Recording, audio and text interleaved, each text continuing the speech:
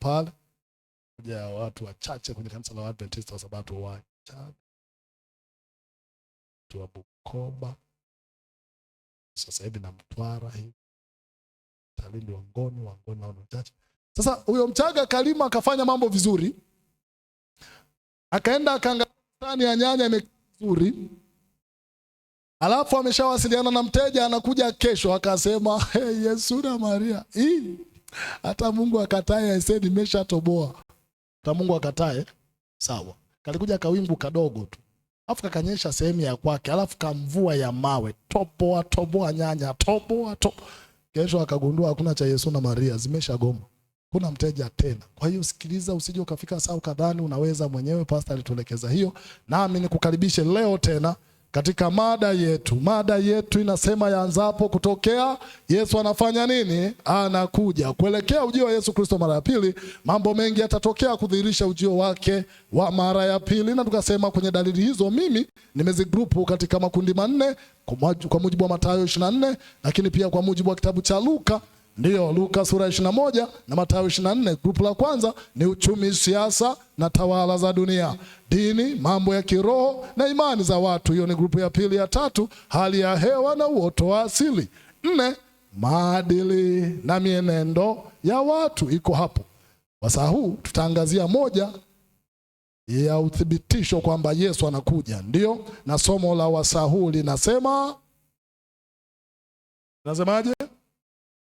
Dharau.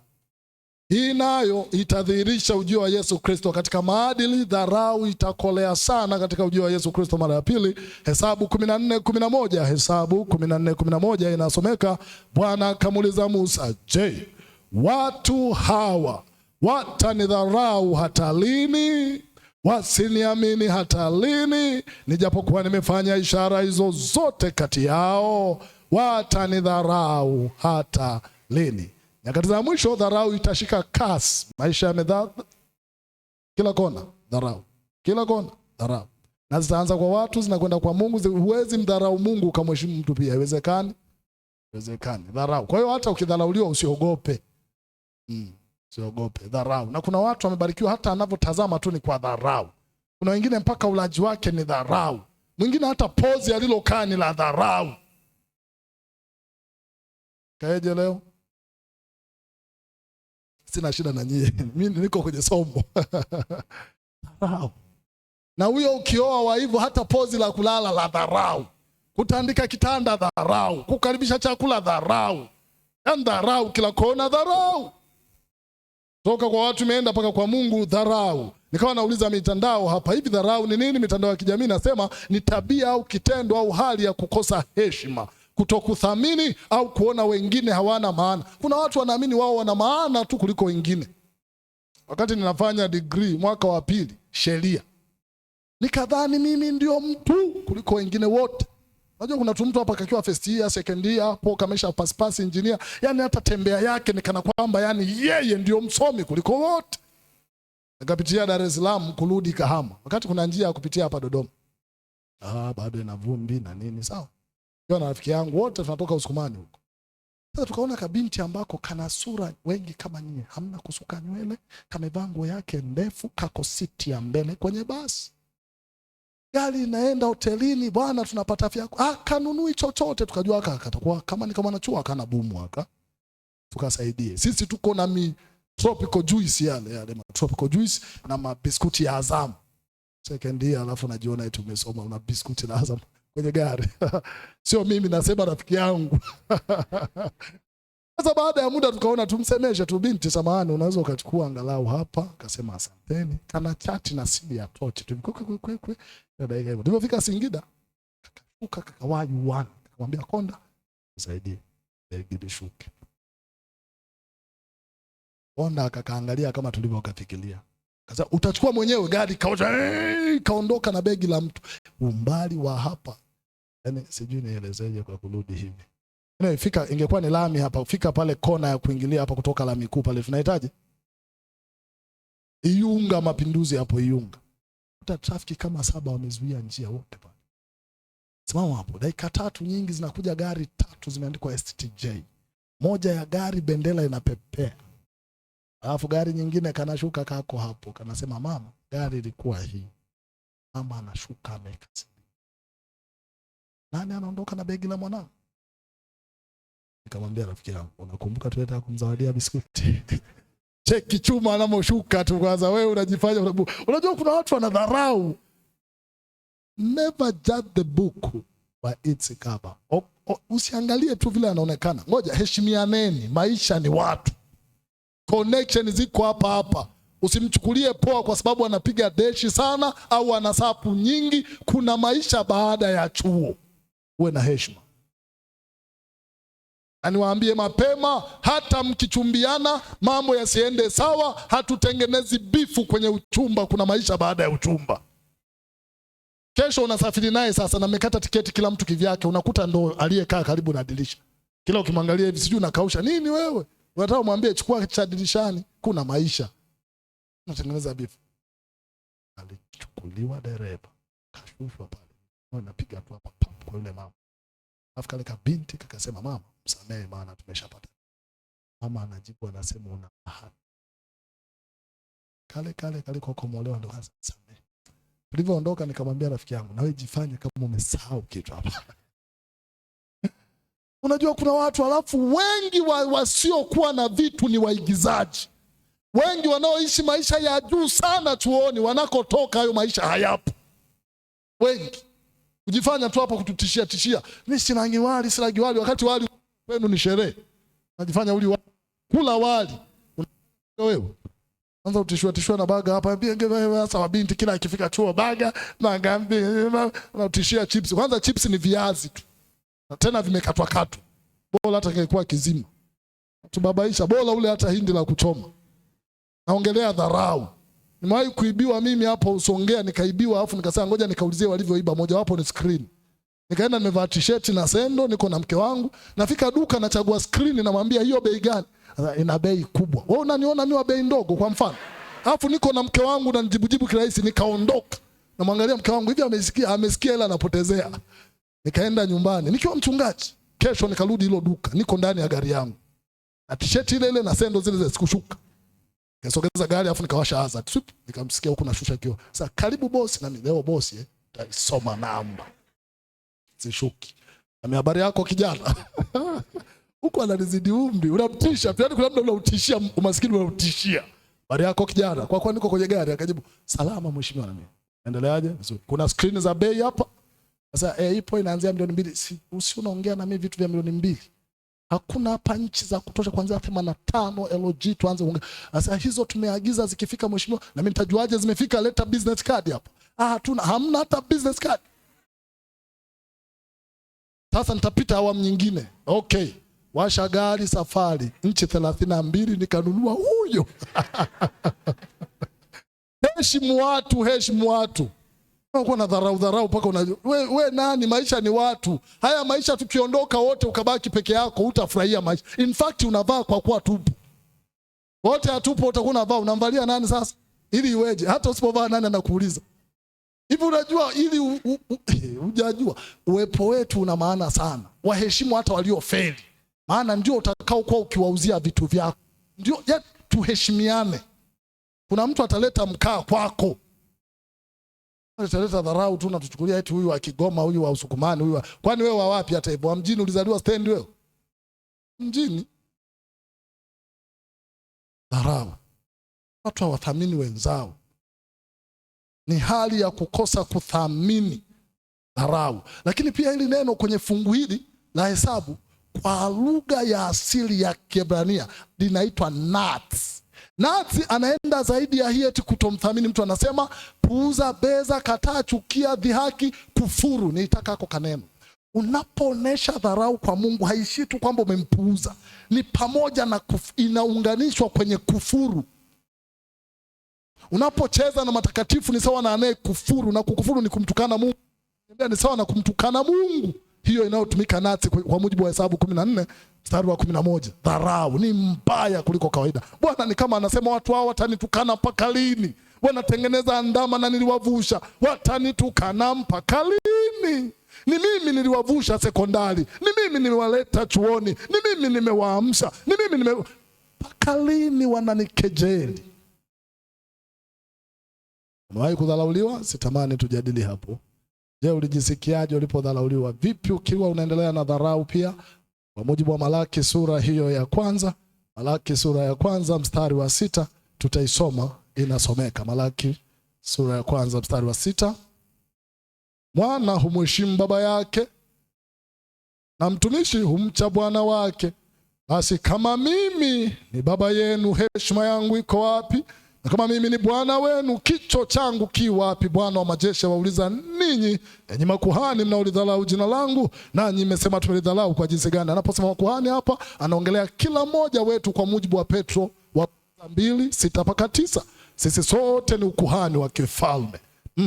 Tunaendelea kuleta dharau. Bwana anauliza mtanipuuza mpaka lini? Na kwa mujibu wa fungu hili la Malaki, naye anarudi kule kule, japo yeye neno la Kiebrania linalotumika dharau hapa linaitwa bazaa. Bazaa anamaanisha pia puuza, bedha, dhihaki, onesha kiburi. Kapenda hako kaneno. Mtu anaonyesha kiburi kwa Mungu wake, dharau. Dharau. Ndio. Na watu wanauliza eti nimekudharau kwa jinsi gani? Moja ya dharau inasomeka kwenye Malaki 1:8. Malaki 1:8 anasema tena mtoapo sadaka aliye kipofu na kilema, je, si vibaya? Naleta vipofu na vilema, yani yenye mapungufu, tofauti na ukweli niliokutendea, sivyo unavyonijibu, sivyo unavyoitikia. Hii nayo ni dharau nyingine. Kwa mfano, tazama picha hii.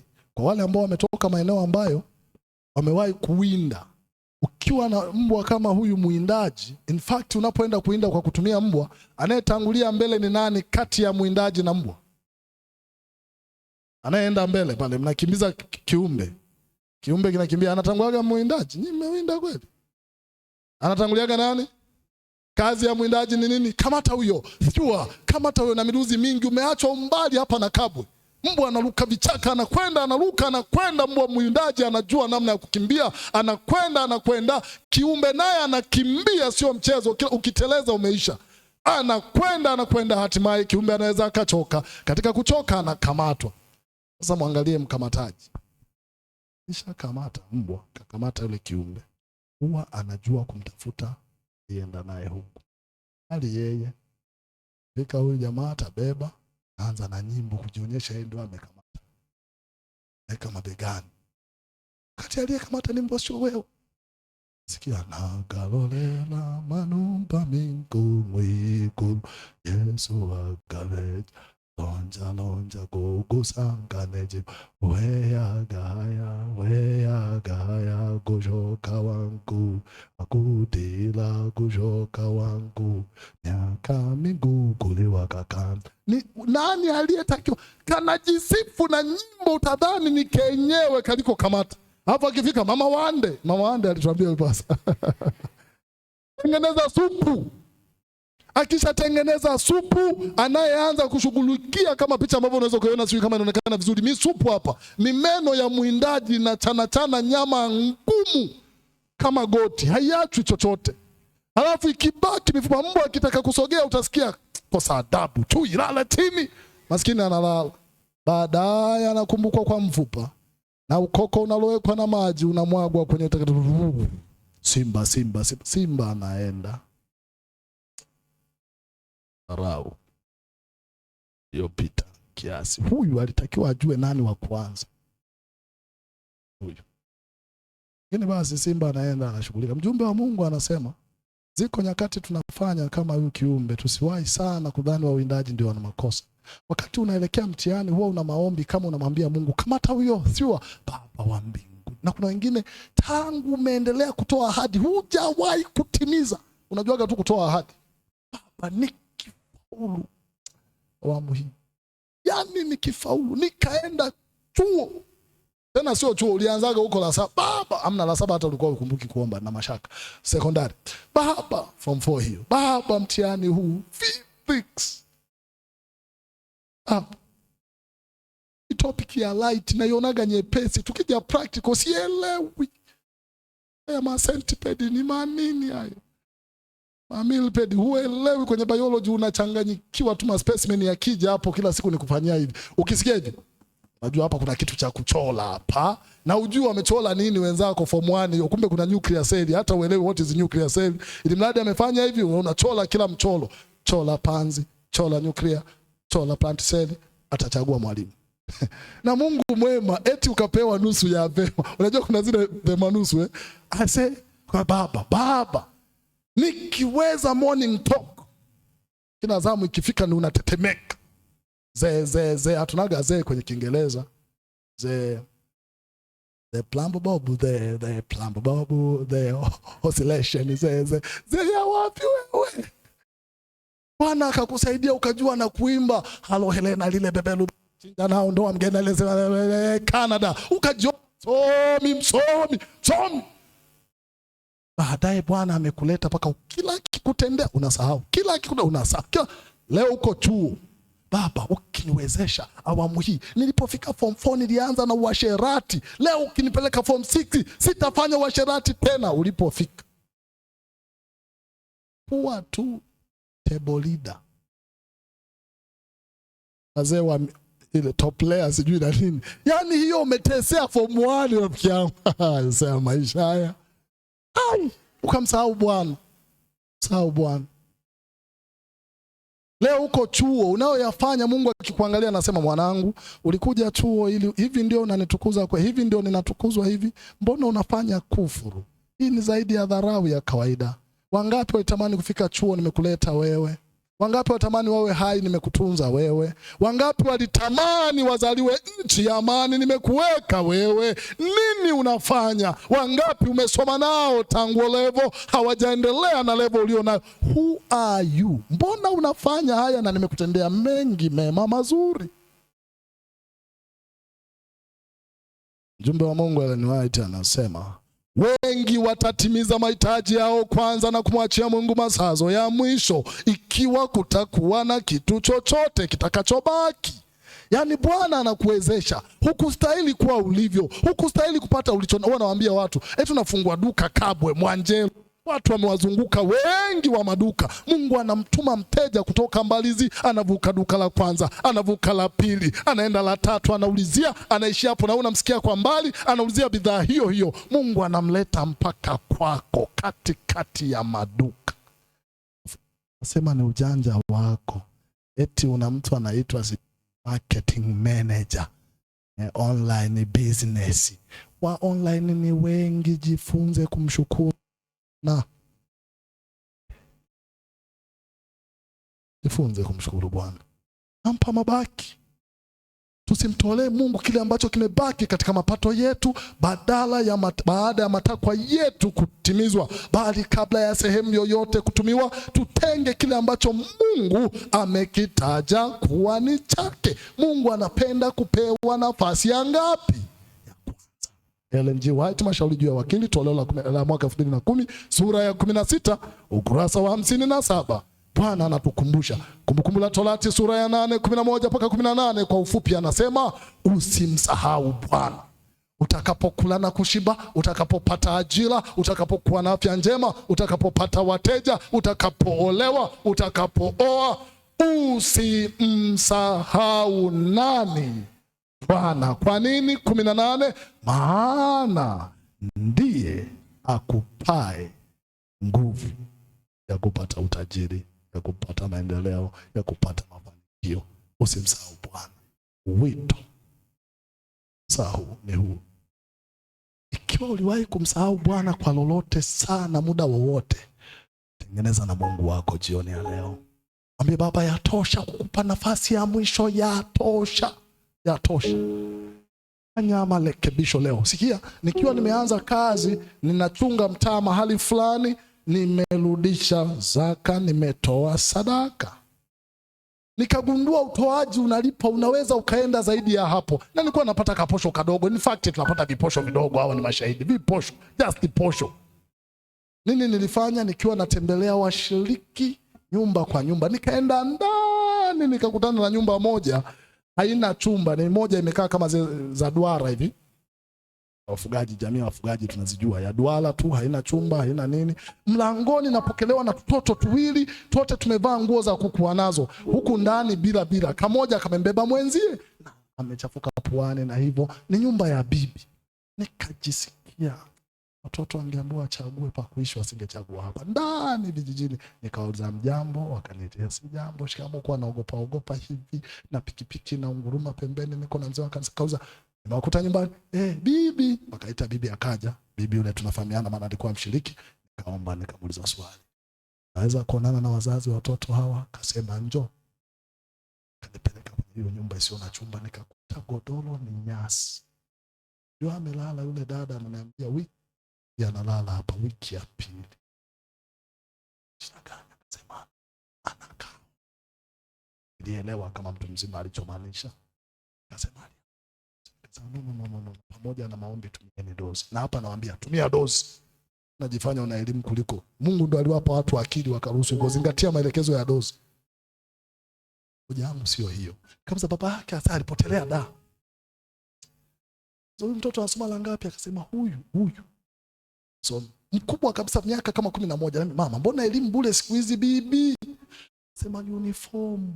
Unajua kuna watu kile wewe unaona hakina maana, kuna wengine kina maana sana. Niwahi kuona ka clip fulani nikakapenda ujumbe wake. Ka clip analia, baba mimi kila siku viatu ni vile ni unijibu nipate viatu. Ikatuma clip nyingine mtu ana bluza miguuni kiwete. Huyo sasa baba kwanza asante kwa miguu. Sasa kama huyu sasa miguu, sasa huyu atavalia wapi hivi viatu? Unajua kuna muda unahangaika na ambayo hayapo ukasahau kushukuru kwa ulivyo kwanza. Ziko nyakati unahisi unaumwa huumwi, hujaona tu wagonjwa. Umeona, nikasema hapana. Uniform. Mama, nisikilize. Huyu binti, huyu mtoto aende shule. Sasa uniform na mimi kwani shingapi? Mimi nitamshonea uniform aende shule. Hivyo maweza kusema hivyo, kumbe mimi maskini wale. Maskini huu. Na bahati mbaya nilikuwa nimevaa suti. Ukivaa suti kuna vitu upaswi kufanya. Bora uvae kaunda. Sio suti zaidi. Suti ya hivi ukipigwa roba usipige yoe. Lugha nyingine usipitage uchocholoni. Hatutembeagi tunakula una suti au kukimbia. Au unasimama kwenye gari, inapiga breki, unaenda mbele, inaanza safari, unarudi nyuma na suti lako na poli na pepe. No. Na kiatu kisiende upande, ngoja nijifiche. Ni kamera usiruhusiwi kumulika chini, mulika juu. Usiwe kabisa. Ukinunua chochote na suti haturudishiwi change. Na nimekwambia matatizo ya suti. Hauendeshi baiskeli wala usile chochote njiani, huruhusiwi. Na mimi siwezi kuvaa ovyo suti. Nina mazingira yangu tu ya suti. Change kabisa, nimenunua cha 7,000 wewe 10,000 ya leo, wewe unaiachaje kwa mfano? Sasa nikasema bibi namshonea uniform, kuingiza mkono, kumbe vidole vya masikini vina macho. Kuingiza mkono hivi nikagundua na 11,000. Sijaitoa. Yaani kuna muda ukishika hivi unajua kabisa hii buku 5. Sasa nawaza bahati mbaya sijui nzuri ilikuwa 10,000 imeshikana na 1,000 imeshikana. Zingekuwa hata 5,000 ningejitetea kama nichomoe hivi. Sasa nawaza nina safari, Yesu unajua, nikimaliza kutembelea narudi nyumbani. Kuna 1,000 na 10,000, sasa nitoe ipi? Baba tetee. Chomoa nyekundu. Afu bibi anaona bonge la tajiri, kumbe muhitaji mwingine, ila tunatofautiana level. Nikampa na nianza kusonea hiyo, itakaozidi niambie, nitarusha kesho. Sawa. Tunaondoka, tumemaliza utembeleaji, nikaanza kumsaidia Mungu. Baba wa mbinguni, huyu mzee wa kanisa huyu atakaponishusha kwenye bodaboda yake, pikipiki yake, umkumbushe tu anipe 5,000 ya maji ya kunywa nipate nauli mwanao. Ni aibu kuomba lift na suti. Baba, hujawahi kuniacha, ninakuamini. Mzee ajui ninamuombea, tuko naye na tunapiga story. Na sijafumba macho, ila nina maombi kwa ajili yake. Baba, uliyejibu kipindi kile, nikashuka nikachimba dawa. Wewe ni yule. Kashuka pale nje hapa. Papa akageuza pikipiki. Yesu Kristo isiwake hiyo mpaka atoela. Asante, tuongite wapi mzee? Nina jambo na wewe ila hujui tu. Mimi haya, asante, tutaonana kesho. Haya, moyo nasema sio kesho, hapa uondoke. Akageuza pikipiki, alipopiga kiki ikagoma kuwaka na mimi. Unajibu maombi. Ila ajui mzee, naomba moyoni tu. Piga ya pili, alipopiga ya 3 ikawaka na mimi. Baba, nitaibika hapa. Akaenda umbali kama huo na huo, akafunga breki. Pastor, kesho saa ngapi? Na mimi saa 3. Akaendelea Baba, nilidhani kwenye hiyo saa 3 kuna asa, akaondoka. Nimeisha tayari. Mambo ya kuomba lift. Yesu Kristo unitetee. Ikapita basi natoka Dar. Nikapiga mkono mwana wa mfalme, pap! Akanionyesha ishara. Hii inamaanisha nini? Ameacha iende. Ikapita ya pili. Sasa mbona zinaniacha? Nikiwa nimetulia na waza, ikaja tipa. Nabebaga tofali. We una suti unapanda tipa. Alafu akaileta ndipo kikili nikatulia. We mimi nasubiri basi. Sasa alichonichanganya yule jamaa, sijampiga mkono akaisogeza nilipo. Akafungua mlango wa mbele. Hapo fungua mbele papa. Alikuwa dereva na sijui nani akafungua papa. Hapo akaniambia, "Oya mwanangu." Nikimwangalia kwa umri wake hawezi kuwa na mtoto saizi yangu, nikatulia. Tulia tu. Alafu nikajifanya kama anasemeshwa mwingine. Uliwahi kuitwa alafu najifanya sio mimi. Sasa alichonichanganya akaniambia, "Twenzetu mwanangu, ujue niko safarini." Kabili, unajua umaskini je, wapi mwanangu? Unaweza kaachwa hapa. Akajibu, "Makambako mwanangu." Haijalishi ni tipa. Akafungua mbele nikaingia. Wakati nasogea nikamuuliza, "Shingapi mwanangu?" "Buku mwanangu." Nikaikagua isije ikayeyuka, na mimi haleluya, Baba amenibeba. Yuko Bwana anajali. Unajua ukisoma kitabu cha Zaburi ya 34 mstari wa 7 na wa 8 imeandikwa, "Malaika wa Bwana hufanya kituo wakiwazungukia wamchao na kuwaokoa. Onjeni muone Bwana ni mwema." Jioni ya leo natamani nikuite tu uonje wema wa Bwana. Ifike saa ya kwa wachungaji, naomba msogee. Ni saa ya kuonja wema wa Bwana. Kwa kweli tukaendelea na safari. Kila muda anasogeza mkono, ile 1000 imo. Tunafika Mzani, ilikuwa maeneo ya Makambako. Mabasi yote yaliyoniacha yako kwenye foleni. Nisikilize binti, wanaokuacha sio wako, acha waende. Nisikilize kaka, wanaopita sio wako, acha waende. In fact, wanapoolewa wengi wanapunguza jamu yako, acha waolewe. Yaani nisikilize, Jairo aliona Yesu anachelewa kwenda kuokoa mtoto wake. Maana alikuwa anamponya yule mama wa miaka 12. Lakini Yesu hachelewi. Kwa nini? Yesu haishiwi baraka. Kama akihudumia wengine njiani, wewe atakuhudumia nyumbani. Siogope. Siogope. By the way, vizuri vina tabia ya kuchelewa. Huenda ningeingia mle ningeambiwa 6000. Sasa nimeletewa gari tena mbele. Safi. Buku. Amenayo. Kwa hiyo aliniona mmoja bonge la tajiri hapa, kumbe ingedondoka. Na kwa sura aliyokuwa na yule jamaa sijui ningejieleza nini. Usiogope, ameniacha sijui ni amna. Niwaambia mimi mchumba wa kwanza sikufunga ndoa. Shida tulioshindana, alijua mimi naenda jeshi na ilikuwa mpango wangu. Baadaye nikagaidi kutoa jeshi, nikaja jeshi la Bwana. Akasema huku ni maskini. Nyinyi mnaniona mimi maskini hivi mnavyoniona. Ilikuwa tu ni gia, Bwana alitaka tusiendelee. Na nikamwambia nakupa dakika chache. Bali unakataa. Eti nikufikirie. Sio nifikirie, mimi ndo nakufikiria. Wewe unifikirie tena. Mimi ndo nimfikiria, nikamwambia kwa sura hiyo nakutakia heri, tuombe, nikamwombea kila la heri. Maana niliona nikichelewa yeye ndo ataniacha, nimwache mimi. Na tukaachana kwa amani. Ilipofika wa kwangu, yaani ninaongea ni kama anasema mbona nimeshakuelewa. Yaani ukimwangalia usoni say baba anaposhughulika. Mungu anajali, tulia kwa Yesu. Unaogopa. Hapo good enough aliyesema huko hakuna fedha, naye ameajiriwa conference. Ulikuwa mpango wa Bwana tusiishi naye. Na sina shida, abarikiwe aliko, maana sijuti nilipo. Hakuna tabu. Anza kuhangaika. Vizuri vinachelewaga. Usiwe na uliwahi enda kutoa hela benki 400 na 10,000. Chagua kutoa 400 na 10,000. Mkiwa mnatoa mmoja hapa anatoa 10,000, mwingine 400. Uliwahi kujifunza kitu? Kwanza ukiweka kadi ukaklik kati ya hela na kadi anaanzaga nani kutoka? Hela. Unajua kwa nini? Yes, you are right. Hela ikitoka watu wangesahau kadi.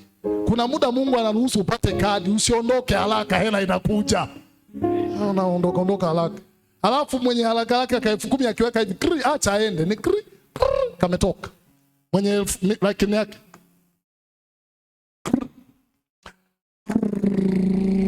yajayo yanafurahisha. Ni baraka mizuri na tabia ya kuchelewa. Tulia kwa Yesu. Unaona haraka. Tulia, tipa inakuja, ila unakaa mbele. Alafu buku. Nafika pale magari yote yako kwenye jamu. Akaniambia, sikiliza mwanangu. Na mimi ndio mwanangu. Ukikutana na watu una hela, unaitika sasa. Sikiliza mwanangu, ndio mwanangu. Na mimi namjibu hivyo hivyo, hakuna baba pale. Unachochola mwanangu, na mimi mwanangu. Akapiga kulia kushoto, akavuka mzani, akafika sehemu panaitwa kwa kanishusha. Nashuka mwana wa mfalme, nachomoa buku. Mwanangu, sikia mwanangu, ilikuwa lifti mwanangu. Kulia geuka, sibadili wazo, nitende. Simama jioni ya leo, jifunze kuona wema wa Bwana. Mungu ni mwema, anaweza kutendea muujiza alionitendea, lakini uko muujiza kwa ajili yako. Kuamka salama ni muujiza, kuwa mwanadamu ni muujiza, kuwa na afya ni muujiza, hata kuugua bado unasikia, mshukuru Bwana. Wengine hata hawauguaki. Shukuru Bwana. Jioni ya leo na mengi ya kushukuru. Baba ni mwema, usionyeshe dharau kwake. Mimi nataka kuita watu wachache tunapohitimisha. Wacha kwanza tuombe ili tufunge programu hii tuende program B. Fumba macho tuombe. Wale wanaosema Baba tuko tayari kushukuru, nyosha mkono juu tunapotaka kuomba. Tuko tayari kukushukuru, tuombe. Yesu Kristo, Mungu mtakatifu, uliotutendea hatuna muda wa kutosha kueleza, lakini tunaonyesha dharau mara nyingi, utusamehe. Tangu leo tufundishe kuonja wema wako kwa jina la Yesu. Amen. Naamini watu wa mitambo tumemaliza hiyo, tuende session ya pili.